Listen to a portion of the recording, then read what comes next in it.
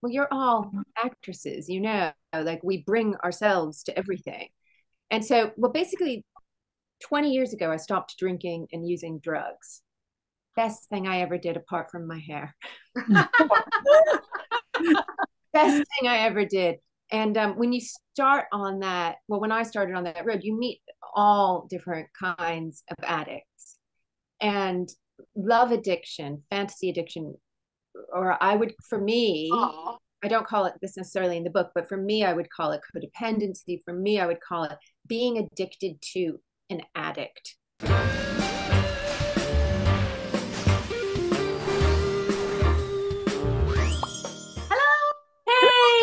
Hello. oh, it's so great to see you. Yes, welcome back, everybody. I'm sorry we've been away for so long. We've been away for a month. The reason I've been away for so long is that new person sitting there in the reddish sort of maroony dress is Natalie Ogle, and I have been working with her on a new play at Sonning. So that is the reason that it's all her fault, isn't it, Nat? It is. And Julie, we were at the first night, weren't we? We were, and it was absolutely wonderful. If anybody fancies Fabulous. to the Mill at Sonning, you get dinner included in the price of your ticket, and it is a sensational evening. And these two, Debs and Natalie, are extraordinarily good and so funny. It's a brilliant play. Absolutely. They are, absolutely. The bee's knees, as they say. The moment we started rehearsals, Debbie has made me laugh so much. She was supposed to be going to work, but I just went in and had so much fun with her every day. She's been very bad influence in a very good way. Also, I have done to you what I did to Dee, which is the first thing I said to you is you've got to wear a bra. Did she hit you up at the back? Did she hit the bra up? She said, what are you wearing? And I said, I'm afraid I'm one of those people who in lockdowns said, I don't want to do this anymore. I don't want to. I've been wearing sports bras, and she just went, ew. Yeah. I went bra shopping, and there were no people to measure, and I came out with something which was a completely different size, the size that I've always thought I was. But it works. Yeah. Do you know, Natalie, years ago I did a gardening sort of show. It was sort of I was hosting it, and I never wore a bra either. I've never worn a bra literally until that age, and I was about 42 at the time. And I only wore one because Charlie Dimmock was one of our experts, and the producer came in. She said, Julie, I'm not wearing a bra, and I said, no, I don't wear a bra. I never worn a bra. It looks fine, doesn't it? And she said, there's only one person on this show who can go without a bra, and it's not you. Really, it's very strange to talk. We ended up talking about boobs on a gardening show, but I'm surprised that I didn't actually, you being my best friend, say to you, why aren't you wearing a bra? No, because you didn't have a need to, because they look fine. I love they were pads. Sports bra. Were you wearing a sports bra or no bra? No bra. Oh. No bra. And they managed to stay up. The pencil test, yeah, didn't drop straight away. But Dee was the one. I mean, I said, what are you, honestly, darling? And she said, oh, they don't suit me. So then she came over here, and I gave her a load of my bras, and they all fitted her. And now she's now Mrs. Boobs, aren't you? Completely. Oh, I am Mrs. Boobs. Would you like her to have a look? Yes, go on. You really are showing us. I love this bra. It's number one bra, it's called. And a lady called Jeanette. I mean, she measures you over the phone. You measure yourself.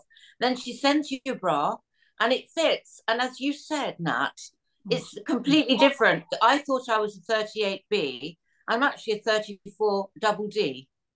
Wow. Well, mine is in the box because I also have been recommended this wonderful lady, and it's arrived. I'm not sure. I'm going to audition it with Debbie. Yes. I want this wonderful lady because I know it comes from you, Debs. I want this wonderful lady, please. Okay, don't worry, we'll do it. It's beautiful. It's beautifully made. I think it's the right size. Does it come with matching panties? Yes, you can get. Yes. Because that feels so glamorous, doesn't it? When I was in Hollyoaks years ago, you weren't taken seriously in the dressing room unless you had matching bra and panties. You really had to. Woe be if you didn't go with your bra. Oh, and let dear. me tell you, back in 40 and 70, when we all started in television, we used to have our own dressing rooms. And it was such a shock when I went to Hollyoaks in 95, and I was in a room with 5 other people, and I thought, what? Yeah. So you really do have nice undies. Yes. Yeah, exactly. Well, I mean, girls, have we broken our New Year's resolutions yet? We made them all again on Sunday. Oh, Julie's very into Chinese New Year. And I haven't actually said that you're back with us again. So welcome back to Julie. And Harriet and Sherry are somewhere. I think Harriet's doing a play, isn't she? She's doing Sweet Magnolias or whatever. What's it called? Steel Magnolias? Steel Magnolias. Yeah. And she's on tour. So she hasn't been available to do it. And Sherry is around, but I don't know what she's doing. So we've got Natalie and Julie, and it's so lovely for me because they're both such lovely, everybody's such a lovely friend. So now, sorry, dear, to interrupt. Sorry. But is Julie wearing the same thing as me? You gave it to me. Oh, you gave it to me. You gave it to me. That's why. But listen, I just want to say Kung Hei Fat Choi, because 2 days ago on Sunday, it was Chinese New Year and it lasts for 16 days. And I absolutely love it. In fact, I went to town so much yesterday on all the red lanterns and the stickers on the windows. Somebody rang the doorbell and asked if they could have set menu number B and extra spring rolls. Seriously, I look like a Chinese pop-up restaurant.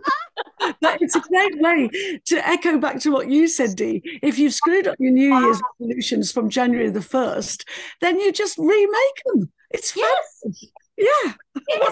Nat, what yours were very interesting when I spoke to you. I kind of made my New Year's resolution before Christmas. So when I was offered the play, because I hadn't been on stage forever, I haven't been on stage for 9 years, and I just said yes. My agent said, "Do you want to do this?" I said yes. He said, "Well, would you like to read it?" And I said, "Yeah, okay." I quickly read it, and I went yes. And he said, "Don't you want to be a bit cool about this? And maybe we'll tell them in a day or two." I said, "No, I'm going to say yes, because I'm now going to say yes to everything that scares me."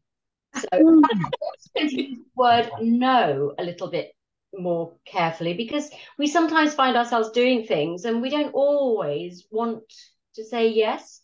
Yeah. So be very careful about the things that we also say no to. Be very clear, because I think if we're clear in our own minds, then we just feel so much better. Yeah. But no, I think that's brilliant. But my problem is I say yes to everyone for everything. So somebody said, "Can you lend me £1 million, please?" Yes, things that are a bit scary. Say yes if it appeals to you. Just say yes. Yes, but don't say yes to everything that you don't want to do. Find a way of very carefully saying, "I'll think about it," and no. That's a good one. I'll think about it. So that was you're doing your gig, aren't you, on Thursday? Is it this Thursday coming? What, darling? Your gig. Tell everybody about your gig. Yes. You're doing a gig. I'm doing a gig at Jazz After Dark in Soho. I'm so excited. Wow. I really love it, because this year, my New Year's resolution is to do loads of gigs, to go back and do loads of gigs like I used to. And loads of people are phoning up and saying, "Oh yeah, this, Jazz Cafe is booking." And so I'm getting a lot of help with that. And so, I'm really excited about that, because my music is so important to me. And yes, so if you want to come, it starts at 9 o'clock at Jazz After Dark, Thursday the 26th. Yes, thank you. Yeah. Oh. And Dee wrote the music for this, for the Wonderbirds. The Wonderbirds music that you hear is Dee's composition. Yes, I was very proud of that. Very proud. Thank you so much. So guys, we've got somebody very interesting today, haven't we? She's a lovely, lovely lady. Jennifer Woodward, written her first book, 90 Days Without You. So welcome, Jennifer Woodward. Jennifer, Hi. Oh my God. Hi. Hi. How are you? You look gorgeous. Oh, You thank do. you. I did fiddle with my hair for like a while before coming on. Oh, look, I've been looking at your episodes and you're all so beautiful. The first thing I would like to say to you, Jennifer, is were you, your hair is gorgeous, because I you know, it's lovely color. Were you that color before lockdown? I was not. I was a deep brunette, like my eyebrows, my whole life. Oh my God, I could talk about this forever. And I was dyeing my hair every 2 weeks. I tried to go blonde for the grays to come in, and it looked really weird on me to be blonde. And I never, like, once my best friend, we were at Euston Station, I was meeting her, and she walked right past me when I'd lightened my hair. She's known me since I was 18, and she walked right past me. I just didn't look like me. So I kept dyeing it dark. And every time the roots came out, I felt, like, I'd dye it and I'd dye it, and I'd go to the hairdresser. It's a lot of time at the hairdresser, and I had the dye here, and then lockdown happened. And for a while I've been thinking, God, there are all these women in their 40s and their 50s walking around without their real hair color. And I kept wondering what it would be like. And the first 2 weeks of lockdown happened, and I dyed my roots. And then I was like, now's the time. It looks great. And I did it, and it started first, it was like gross, and you're like cringing because you just want you don't want that line. And then it started coming in, and I was like, I actually quite like that color. Oh, it's uber trendy. Really is. Yeah. It's just beautiful. It looks like you've actually had it highlighted. People ask me that. Yeah. But I haven't, not at all. No. The amount of money I save now. I was going to say, that's brilliant, isn't it? Yeah. And oh my God, it's so lovely to meet you, because you've written this fabulous book, which and because Julie hasn't had the book yet, Julie just said to me she wants to read it today. So Jennifer, the reviews for it are so phenomenal. I'd want it now, but carry on, Dee. Do carry on. Yeah, absolutely. So 90 Days Without You. So Jenny, tell me, what inspired you to do that? And because I know we talk about your other careers and all the rest of it, multitask, multi-talented, but what inspired you to write a novel? And it's so brilliant. And what is it about you?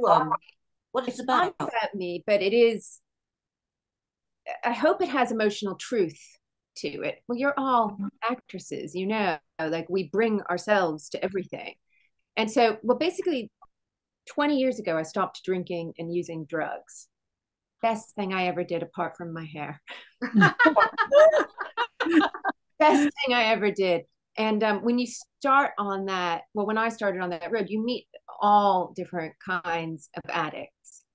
And love addiction, fantasy addiction, or for me, I don't call it this necessarily in the book, but for me, I would call it codependency. For me, I would call it being addicted to an addict.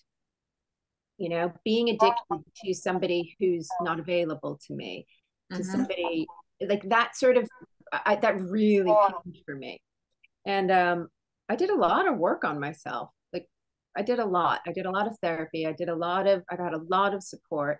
But meanwhile, like, tangential to this in my life, I'm a trained actress, and I picked up writing whenever I didn't have an acting part, which when I was in New York wasn't very often, and I was sort of learning about screenwriting. But then when I moved here, I couldn't work right away, and I got into this fiction writing group. It was called the Wimpole Street Writers, and this woman this writer, this New York Times bestselling author, Jill Robinson, she would make us dinner, and we'd all bring 3 pages, and we'd read our 3 pages. And meanwhile, I was like learning all these things about myself, and I just put it together, like using the template of my sobriety, but then trying to examine a woman whose addiction is not drugs or alcohol, but really is love, and to really zero in and focus on that, because I think it's endemic. I think it's really important that we talk about that. I didn't want to focus on the sort of racy what the addict was doing, but I wanted to talk about the person who was in love with the addict. So when Kat kind of meets Charlie, you've got you know where you want to go, but when you're writing, do they develop their own lives, as it were, and suddenly you're writing as though something you hadn't prepared? I'm always fascinated by the process. Yeah, I mean, it was dark writing her story, and it was fun. And I had originally started writing in the third person, but then I don't know, maybe it's because I'm a trained actor. Somebody suggested write it in the first person. So I did this massive rewrite where I changed it to the first person, thinking I could almost like find and replace she to I. But of course you can't. It becomes a completely different thing. And it's almost like you're writing a monologue. Yes. There are some points where she's like working out her past where I found myself like crying because it's painful what she goes through. It's painful. Yeah. Yes, wow. I unfortunately have been in love with an addict. You have, yeah. A lot of us have. Yeah, and I think it's a very, oh God, it is, oh, it's soul destroying. Yeah. Mm-hmm. Mm-hmm. There's an organization called Al-Anon as well, you know, to be if you're with an alcoholic, isn't there? I mean, and there are so many women and men who are addicted, as you said, to people with addictions, because that, you know, I suppose we find the unavailable attractive. You know, if you can't get somebody, it's that old adage, isn't it? And also that sort of distance. But it would be so wonderful to actually recognize that straight away and think, I'm not going there. You know? Well, yeah. That hasn't happened yet. But you know, do that in the book. I try to give her red flags. mm-hmm. You're reading it, you go, huh? That she goes, yeah, but it's okay because I can change them. Yeah. Yeah. And you very rarely win. I didn't win in my battle with my friend who was addicted. I didn't win. I don't know if Kat does. I'll know when I read the book. Yes. And I know that I haven't won with mine either, because, you know, he's on the way out, I think. Yeah, he is. I really think addiction always wins unless there's recovery. And unless an addict chooses recovery for themselves, then there's nothing you can do, really, except recover yourself. When they make the movie or the TV series, who is going to play her? I don't know. It's gonna would you do it yourself if you were asked? No, I wouldn't. I want to play her mother-in-law. Oh. It's for a younger actress. I really think it's somebody around the age of 30. You know, right where you have that first sort of major life. Holy, am I allowed to curse on this show? Yeah. But like, holy, what have I done? Like you have that whole sort of thing, like your first real breakup, or your first like, whoa, what's this? And we all sort of have like it happens like, I feel like late 20s to late 30s for people. So, but I do want to play the mother-in-law. Ooh, fantastic. Well, we can be all her friends, can we? Can we be all the mother-in-law's friends? And I wanted to also ask you, are you going to write a mystery called the Wimpole Street Writers? Because that sounded like an Agatha Christie when you said this is where you trained. Your writing group, hilarious. I know, they were lovely. Jill's lovely. She's moved off to California, but I think she still does it there. And I think she would love it if we wrote the Wimpole Street Writers Mystery. It's a good title. It's a good title. It is. It's such a good story, isn't it? I can see it already. Yeah. Joking apart, do you think there's a second book? Have you now sort of, you know, got the fire to write another one or a sequel to Kat? I would. I mean, she has a brother in the book named Maddie, and I love him. And it was actually, I finished this sort of before COVID, but it's only being published now because that whole process. And during COVID, I was like, I'm going to start writing Maddie's book.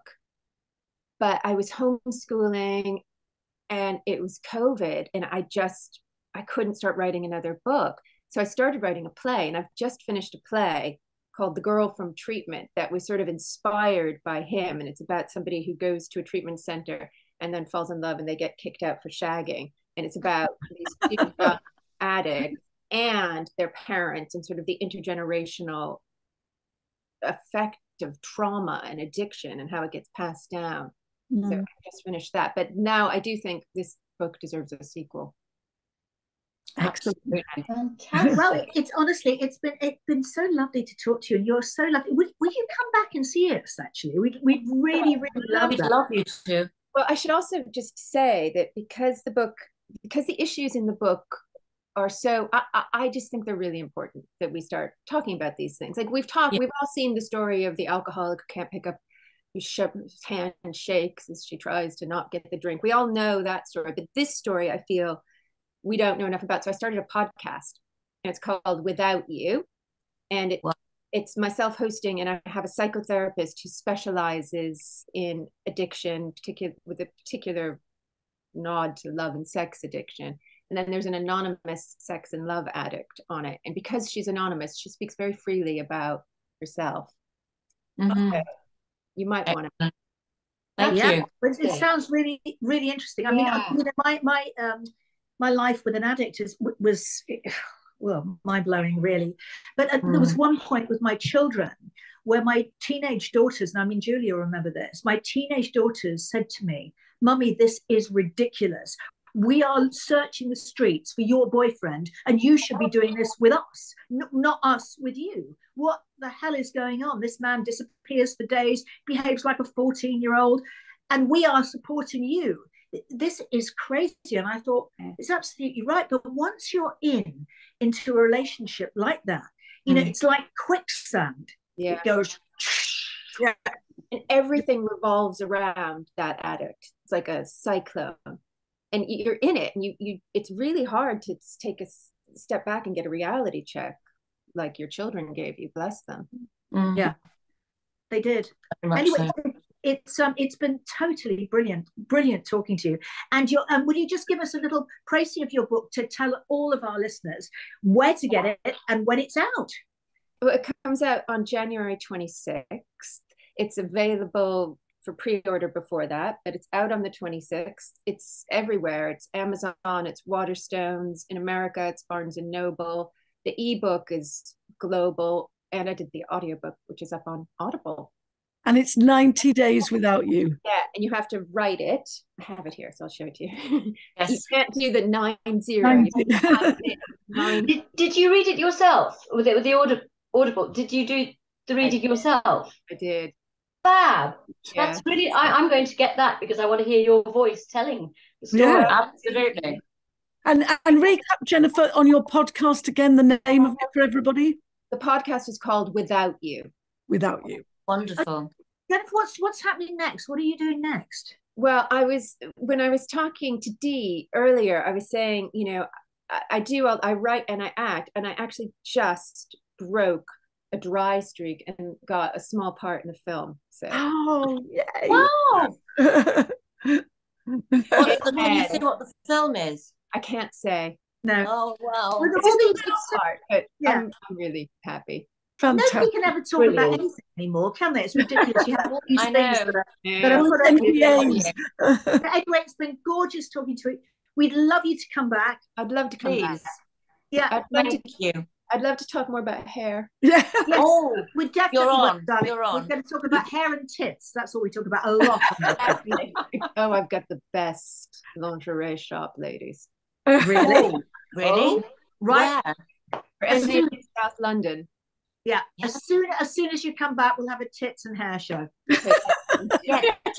50 Shades of Glorious Grey. Nice one. Lovely to see Thank you. you, darling. Bye, Bye, bye, Jenny. Bye. Bye. Good luck. Thank you. Oh, wow. What an Lady. interesting guest. Inspiring lady. Fabulous. But you Love actually her. told me that about addiction. You were actually telling me the other day about the connect. They need a connection. It's connection, isn't it? If you're not connected to something, you connect with something. If you feel empty, you need to fill up with something. And for some people, it's it's that. It might be drugs, it might be drink, and it's terribly sad. But the thing is, if you are in a relationship with somebody like that, they're obviously connected with that more than they are with you. Exactly. There's really nothing you can do unless they want to do something. Yeah. You always feel they've got another woman, but it's not another woman. It's the substance or the alcohol. In my case, it was alcohol. Not with me, but I was one step removed. But that's how I knew about Al-Anon. And it's excruciating because by the end of that relationship, all of your self-worth disappears. You just feel like you're nothing on the floor, Yeah. And then you go. You have this constant need to want to help, and actually you can't. You can't. And it might make a difference for a day when they've got a hangover, or a couple of days. And then they go back to it. And you feel useless, or you feel that you're, got no purpose at all. Well, you always think as well and pray that they'll change. And actually, what Jennifer said was right. Then there's no change unless they really commit to it and want to. Exactly. The description of that being like a cyclone around this person, that was absolutely, it was such a visual thing. And I think that's probably right. So things get swept into it, don't they? Into the heart of it. Yeah. And that's you going closer and closer and closer to the eye of the storm, which is then you get thrown out again. Well, Nat, Julie, thank you so much. We're going to see you on Friday as well. Thank you so much for coming. It's been a really interesting show, hasn't it? Fascinating. Really thank you for inviting me. It's been a pleasure, Nat. We'd love you to come back. It's gorgeous to see Julie again. I wonder if we'll be wearing the same thing next time. Yes. You could make a feature of it. It's so lovely. It's so lovely to be back. It really is. It's great to be back. Well, we'll see you all on Friday and have a nice week, everybody. Fantastic. Yeah, thank you.